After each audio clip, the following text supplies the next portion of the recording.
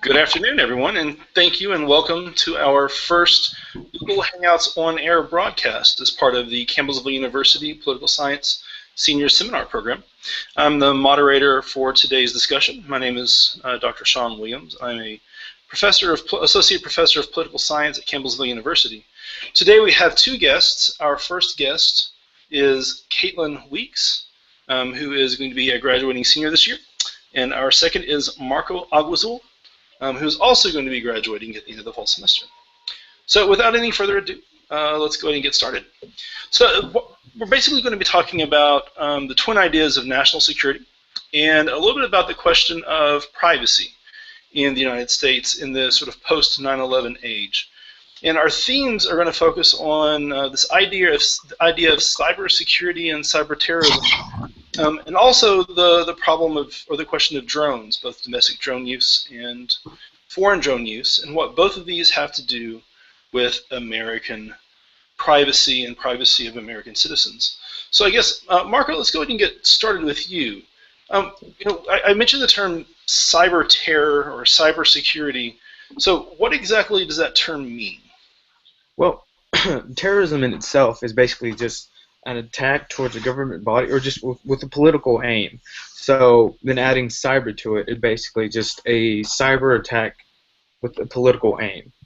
And well, with that, just we nowadays we see that happening a lot with not big companies and the government itself. So that's kind of what I got on that. So when you mention terror, the aims of terror, what do you mean exactly? Like whenever somebody's engaging in terror, be it cyber terrorism or some other form, kind of what's the purpose? Well, like their purpose is basically, like I mentioned earlier, has political gain, or their aim is to something to do with politics. Either they're extremists or they just want to cripple the government, or just like, well, I guess we can use ISIS for example. They're an extremist group and they are against any Western ideology, and obviously United States is probably the big, when you say Western you think United States, so their objective would be to cripple United States, or their goal would be to cripple United States in any way possible or in any form. So Ms. Weeks, is this something that I should be worried about? Is this something that our national government should be worried about? Is this only a business issue? Who exactly should be concerned about cyber terrorism or cyber crime? Well, I think in today's world, it is becoming definitely a more widespread issue, especially as Marco had mentioned with ISIS and other just radical groups, particularly targeting information, I believe, from the government, any intelligence or any sort of,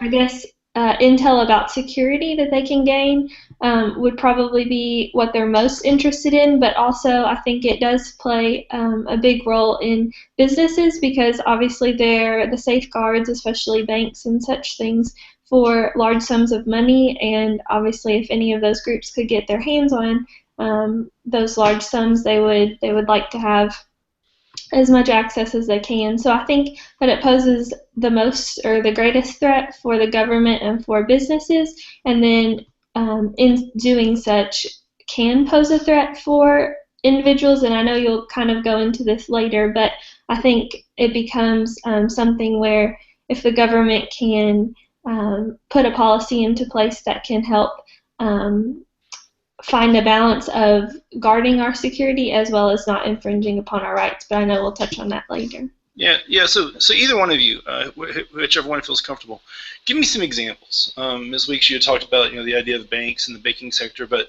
as a private citizen, I turn on the news and I hear something in the news about cyber terrorism or cybersecurity. What are the kinds of things that I'd expect to see, or the things I'd expect to look for? Well, I came up with one. I didn't come up with an example. I was reading somewhere with like cyber terrorism, like their target is just basically anything that technology, anything that we use. So, for example, let's say they attack a power plant or a power grid, and they just shut it down. And basically, well, United States, we're nothing without our power, so we would be left in the dark, and so it would leave us vulnerable. And essentially, I mean, we wouldn't know if an attack would be coming, or we wouldn't know what's going on. Like our communications would be down, all our information would be shut down, essentially. And that's what. Ms. Weeks, do you think that's a legitimate threat? Is that something that you think is a pressing possibility, or the next 3 years, the next 10 years? Do you have any ideas? I think that as we've seen in the past decade and even longer, really, just the advance of technology. I think with as we become more technologically advanced, and then other nations around the world seek to be more like us in that way. I think maybe more in the distant future, as far as 5-7 years, as far as kind of what Marco was talking about with severe attacks in that way. But I think that there will always kind of be a continuous stream of just security threats, because of the fact that they desire to have the information and the intel, finances, all of those things that we have so easily available. Yeah. I know that one of the more recent examples, which viewers may have heard of, related to the break-in at Sony Pictures, the downloading and the attacks that I guess revolved around the movie The Interview. Most people seem to think that that was North Korea, and that North Korea was sort of behind those attacks. Do you think that it's mostly going to be these small sort of rogue states that we have to worry about, or do you think that we also need to be worried about other outside forces, third-party forces? You guys have mentioned ISIS and other terrorist organizations. Where do you think the real threat comes from? Like with that, I guess with terrorism, it's with cyber terrorism. I think anybody could really attack us. Really, anybody that has the resources or the technology and the experience and the education to do so. I feel like anyone could really pose a threat. I guess the really important thing is how would the United States kind of combat that threat, or how would they prepare themselves for it. But just speaking of a group, I mean, I think right now that we're aware of, I mean, ISIS obviously poses a threat, and they actually currently have a group. I think they're called the Cyber Caliphate or something like that. So I feel like right now, if we had to, I guess, point our finger to someone, it would be them, because obviously it's expected. But to be honest, it can really come from any group that kind of holds something or wants to see United States cripple or just down, for that matter. Yeah.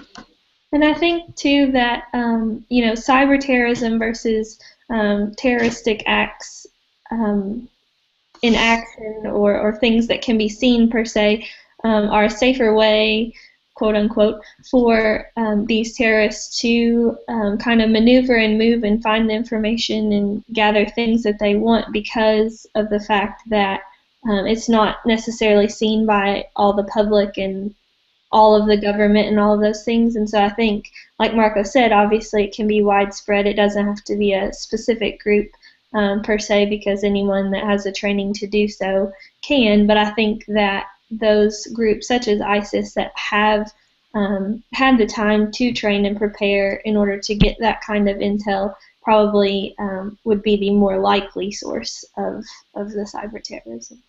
Is there anything that we can do to protect ourselves, either on the national level, or maybe if you're a small business owner and you're concerned about things like trade secrets or your own home computers being used in some form of crime? Can we do anything about it, or are we sort of at the mercy of the enemy? I think that one thing that I kind of, I guess, understood better in learning and researching about this is just with the security walls that we have in place on any and all computers. Obviously, that varies depending on the security level of the information being guarded. But I think it's important that we would have security walls set up in place that even if one or two of them were to be I guess, hacked or broken into in some way, that there would still be other security measures behind that, instead of just having like one wall to try and blockade this information having multiple, so that at least the likelihood of something being taken excuse me, would be reduced. That was just one thing that I kind of, I guess, saw. And now, Marco, one thing that I do know that's been suggested is that the easiest way to stop or to control cyber terrorism is actually to find ways of tracking the movements of people who use the internet, people who use their home technology, people who are bouncing information across servers or across networks around the world. Is this something should I be concerned about? Do I need to be worried about the possibility that the government is watching my business and monitoring my emails and tracking what's happening on my hard drive?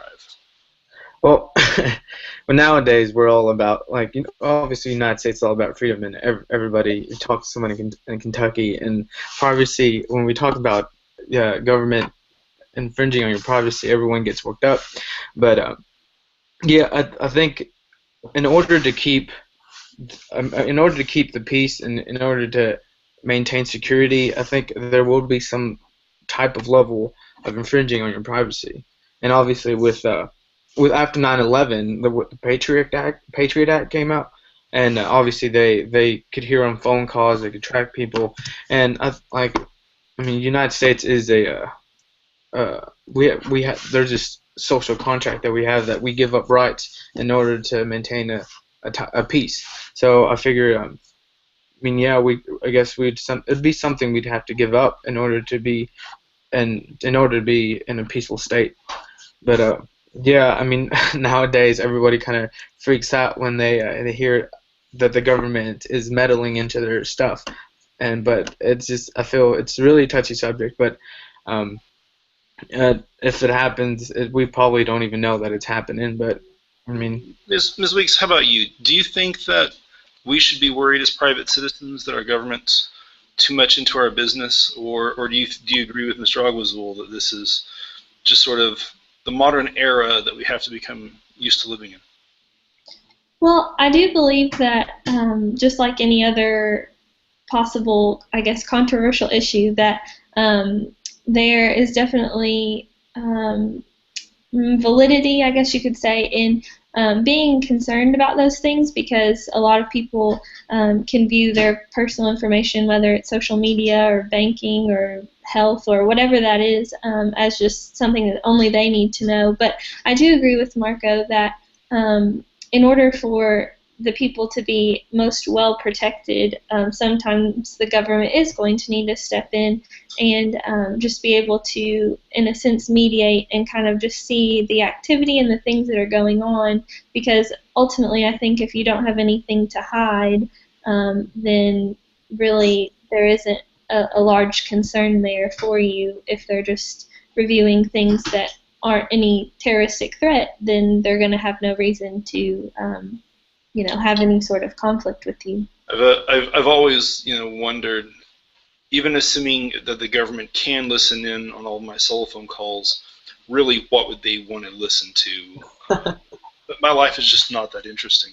Mm-hmm. But similar, and I guess maybe related to this idea of cyber terrorism, cyber threats, and maybe even government intrusion. The second topic of our conversation today is on the idea or the use of drones, both domestically and also internationally. We're here at Campbellsville University in central Kentucky. And so one of our senators, Senator Paul, very famously went to the floor of the United States Senate in a filibuster, where he basically wanted to have some guarantees from the federal government that drones were not being abused. Ms. Weeks, I guess let me come back to you. What exactly is a drone, and why is it something that we or Senator Rand Paul should be so concerned about? Well, I think Senator Paul's main, as you just said yourself, main point was just that drone usage should not be in place, and rather, just as the rest of America functions through justice being served through the court system, that everyone should have that same right to a trial, even if it is someone that's a possible terroristic threat or other threat. This is internationally, obviously, more so, but still that was kind of his main focus in that. And specifically, from what I understood of a drone being anything that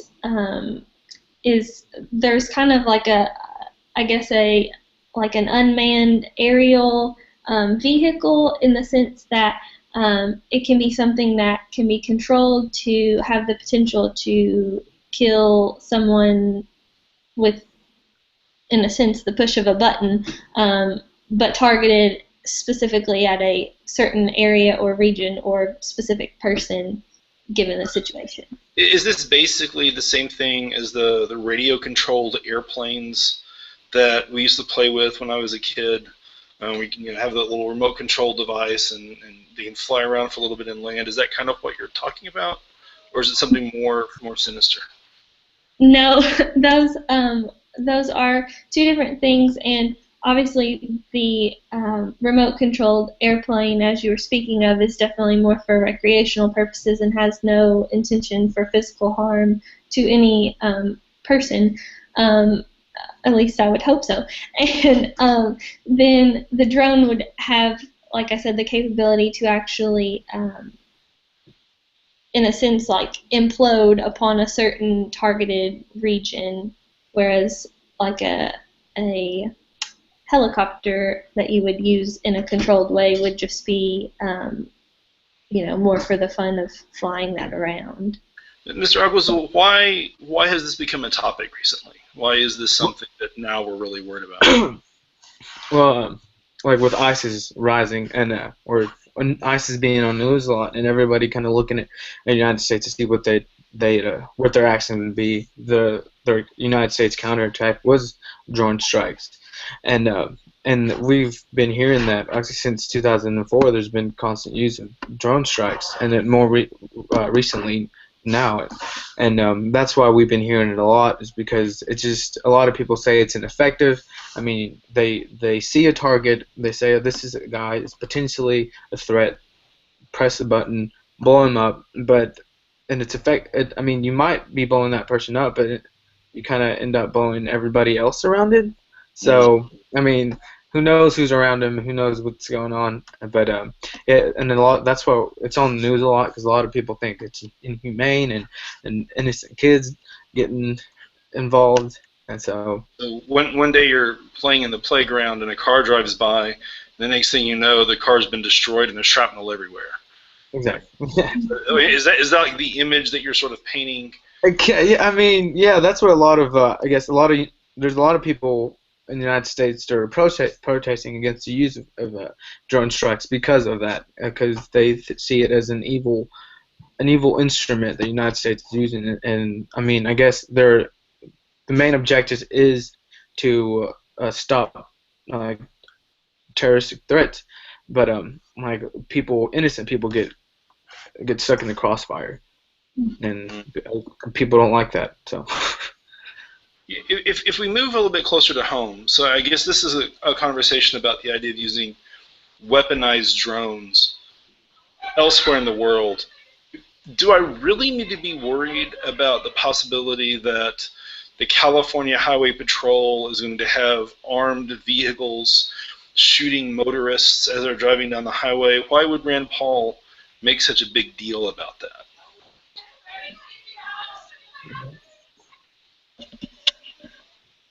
Well, like with going back to what Caitlin said earlier, just the Rand Paul, the main objective he was going for was just that everyone deserves due process, and not just, we can't just blow someone up just because we think or we assume that they're a bad individual, they committed crime, or they've broken a federal law. We can't just assume that and just blow them up, and then I guess that's what Rand Paul is like. Everyone deserves due process.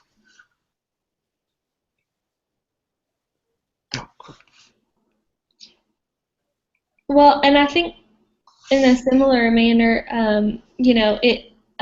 recently we've been learning about and kind of talking about the issue of Guantanamo Bay as well, and the kind of idea of what torture is defined as, and obviously that's a different separate issue, but in the same way as this, I feel like drone usage, and especially here in America, can be seen by the media and portrayed by the media as just this heinous, awful murder of children, murder of innocent lives, and I definitely think that in some cases, like, that's very true. But then on the other hand, you have the government, who President Obama or anyone under him would say that, they've targeted the drones in such a way that, the only harm that's coming is just to that individual and that sort of thing. And so I think it's an interesting line trying to find, I guess, what actually happens when the drone hits, because the media is portraying one side and the government's portraying a very, I guess, contrasting side to that as well. So let's say that I was going to have another hypothetical conversation, and I was going to be talking to the chief of the Louisville Police Department or the New York City Police Department, and they made the argument that drones would be helpful for them for a range of reasons, that they don't necessarily have to have weapons on them, but that they could use the drones as a way of monitoring traffic or of following assailants as they were fleeing the scene. And so they come to the government and they request the ability to have just a few dozen of these drones constantly hovering over the city just in case we needed an extra pair of eyes. Do I have any reason to be worried about that? Or is that something that maybe some of us should be concerned with? Ms. Weeks, let's go back to you. I don't believe that those in government that would be over them, as far as if you looked at like the Louisville Police Department, the governor of Kentucky, I don't believe would give any leeway to having drone usage available. But if it were to be available, I think that should raise concern for those of Louisville or those of Kentucky, because of the fact that the government, just like any other organization, is ran by human beings who have emotions and can become, frustrated at something. And then, I guess it's more of, well, then who would you give the power to be able to say when and when not the drone should be used? Because if they have a bad day, then a lot of innocent lives could really be taken because they want to target this one individual. And so I think in that sense, there should be some concern there. Mr. Aguazul, how about you? Do you share the same concerns with the idea of the government being able to sort of monitor us from the sky? Yeah, I guess it goes back to privacy, that whole discussion of just and how people would feel that it's an invasion of privacy, and it will make people uneasy. So I figured, who's to say that we're not being surveillance right now? But that's just me saying. But yeah, it should make people uneasy. I wouldn't like this thing hovering over us just to make sure we don't mess up. And what happens if we do mess up and do something? Is it gonna attack us or something? It's really touchy subject. It's really. Does privacy even exist anymore? You're using the term privacy several times. Do I even have in modern society an expectation that I enjoy privacy?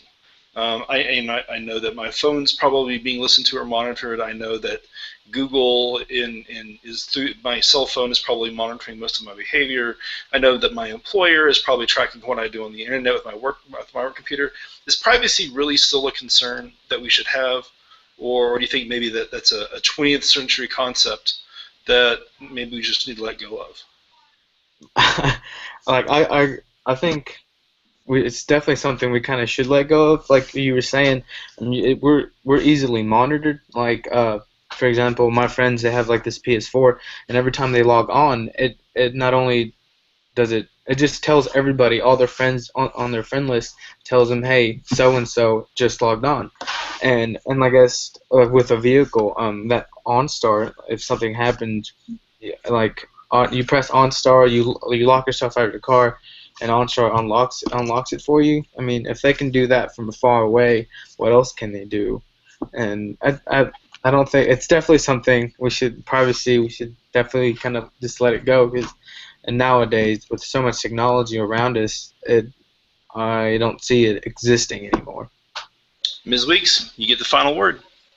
Well, I believe that privacy, in the sense of things that we want only kept between us and another individual, as far as more on a personal level in that way, still definitely exists, and I think that we can expect that to be so. If if we tell someone information that we don't want repeated again, I think we can at least hope that they won't repeat that.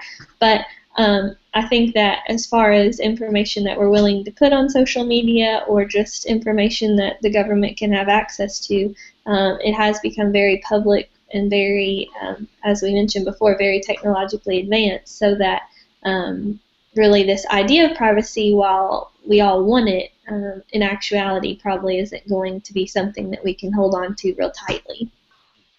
I definitely know some of my older friends and relatives who are probably kind of a bit terrified with that idea, but I guess we'll probably have to leave it there. So to all of our viewers who are viewing live, or to anyone who may follow us later on through streaming, I wanted to go ahead and thank you for sitting in an hour discussion on cybersecurity, drones, and privacy issues. And we hopefully look forward to talking to you again at some point in the future. Thank you. Thank you.